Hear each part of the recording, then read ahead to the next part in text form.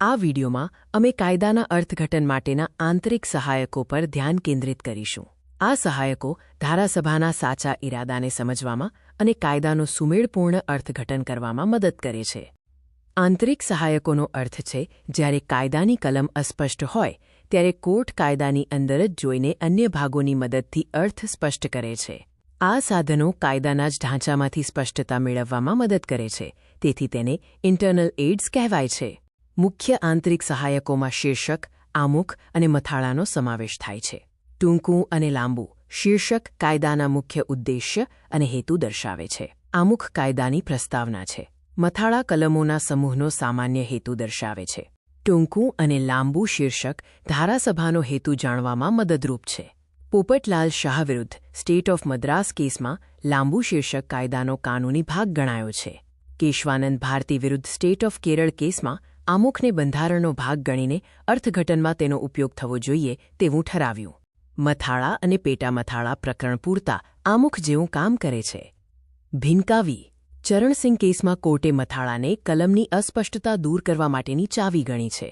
હાંસિયાની નોંધ કાયદાનો કાનૂની ભાગ ગણાય નહીં, કારણ કે તે ધારાસભા દ્વારા નહીં પણ ડ્રાફ્ટમેન દ્વારા લખાયેલ હોય છે.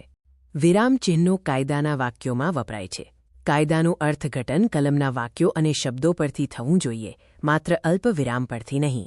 અશ્વિની કુમાર વિરુદ્ધ અરવિંદ બોઝ કેસમાં સુપ્રીમ કોર્ટે વિરામચિહ્નોને આધાર બનાવવાની ભૂલ ભરેલી પ્રથા નકારતા જો વિરામચિહ્ન કાઢી નાખવાથી સાચો અર્થ નીકળતો હોય તો તેની અવગણના કરવાનું કહ્યું છે.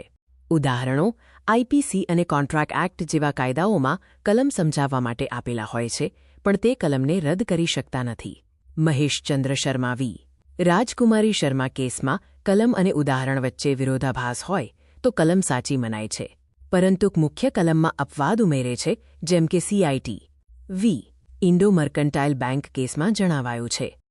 સ્પષ્ટીકરણ કલમના કોઈ ખાસ શબ્દને સમજાવવા માટે કલમના અંતે આપેલું હોય છે. તેનો હેતુ કલમનો નવો અર્થ કાઢવાનો નથી, પણ લોકોના મનમાં રહેલી ગેરસમજને દૂર કરવાનો છે. બંગાળ ઇમ્યુનિટી કુ વી. સ્ટેટ ઓફ બિહાર કેસમાં સ્પષ્ટીકરણ કલમની સમજૂતી આપે છે, તે કાયદાનો વિસ્તાર કરતું નથી. નિષ્કર્ષમાં ધારાસભાનો સાચો ઇરાદો જાણવા માટે ન્યાયાલયે કાયદાની અંદર જ જોવું જોઈએ. આંતરિક સહાયકો જેમ કે શીર્ષક, આમુખ, મથાળા અને ઉદાહરણો ન્યાયાધીશોને કાયદાની અસ્પષ્ટતા દૂર કરવામાં અને સુમેળપૂર્ણ અર્થઘટન માટે માર્ગદર્શન પૂરું પાડે છે. કાયદાના અર્થઘટન માટે આંતરિક સહાયકોનો આ સંપૂર્ણ અભ્યાસ પૂરો થયો. આભાર.